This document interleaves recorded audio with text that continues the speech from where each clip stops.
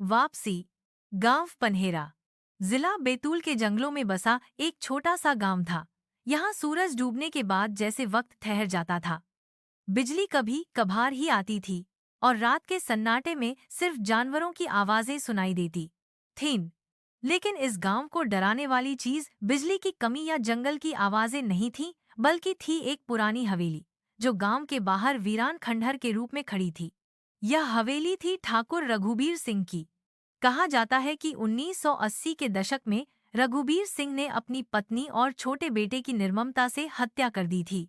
गांव वालों का मानना था कि ठाकुर पर कोई आत्मा सवार हो गई थी, जिसने उसे ये सब करने पर मजबूर किया।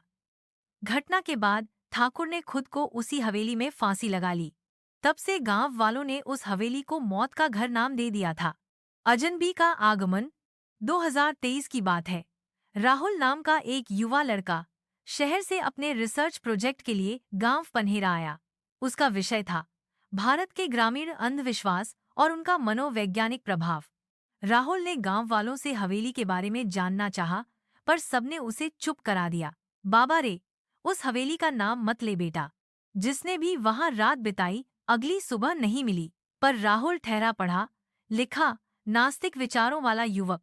उसने तय कर लिया कि वो रात उसी हवेली में बिताएगा। हवेली के अंदर। शाम के 7 बजे टॉर्च और कैमरा लेकर राहुल हवेली पहुंचा। हवेली जर्जर हालत में थी, पर एक अजीब बात थी। दरवाजा किसी ने हाल ही में खोलकर फिर से बंद किया हो, ऐसा लग रहा था।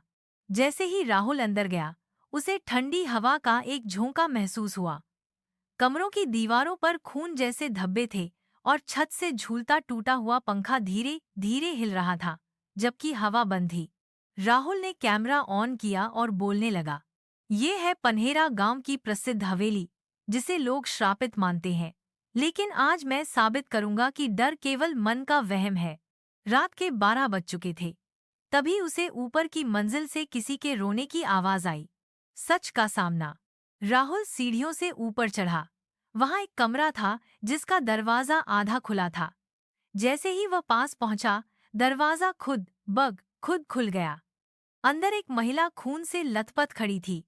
वही महिला जिसकी तस्वीरें राहुल ने हवेली में देखी थीं। ठाकुर की पत्नी। राहुल घबरा गया, पर वीडियो रिकॉर्ड करता रहा। महिला बोली, तू आया है मेरी कहानी सुनने? तो सुन। महिला की आत्मा ने बताया कि ठाकुर ने उसे शक के चलते मारा था, लेकिन असली कातिल कुछ और था। एक आत्मा जो हवेली में सदियों से बंद थी और जिसने ठाकुर के शरीर में घुसकर सबको मारा। अब वो आत्मा तुझमें उतरना चाहती है। महिला की आंखें लाल हो गईं और दरवाजा बंद हो गया। अगले दिन सुबह गांव वालों ने हवेली के पास पुलिस की गाड़ी देखी। अंदर राहुल का कैमरा पड़ा था, जो खुद ही चालू हो गया था।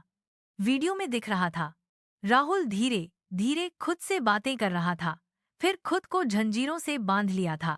फिर एक अजीब सी हंसी गूंजने लगी। वही आत्मा अब राहुल में समा चुकी थी।